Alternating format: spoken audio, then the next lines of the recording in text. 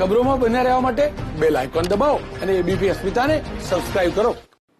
રાજ્યમાં મગફળી બાદ કપાસની ટેકાના ભાવે ખરીદી કરવા ભારતીય કિસાન સંઘે માંગ કરી। રાજકોટમાં ભારતીય કિસાન સંઘના કાર્યકર્તાઓએ કલેક્ટર કચેરીએ પહોંચીને સૂત્રોચ્ચાર કર્યા।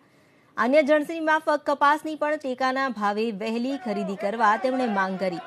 ટેકાના ભાવે મગફળીની ખરીદી કરવામાં આવે તેમાં ઉતારામાં ઘટાડો કરવા અને ભેજની ટકાવારીમાં ફેરફાર કરવાની પણ કિસાન સંઘે માંગ કરી। બે મુદ્દાને લઈને આવેદનપત્ર આપ્યું હતું। પહેલો મુદ્દો હતો કપાસની ખરીદી।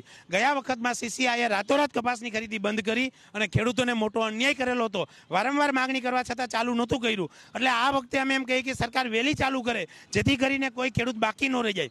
બીજી વાત હતી, આપણા સંસદ સભ્ય મોહનભાઈ કુંડારિયાએ સરકારને રજૂઆત કરી કે 5 કિલોની ભરતી, નબળી મગફળી, વધારે વરસાદ થવાના હિસાબે મગફળીની ક્વોલિટી નબળી છે તો 5 કિલોની ભરતી ઓછી કરે, પણ એનાથી ખેડૂતોને કોઈ ફાયદો થવાનો નથી। કારણ કે સરકાર ઉતારો અને ભેજની ટકાવારી ઉપરથી મગફળીની ખરીદી કરે છે।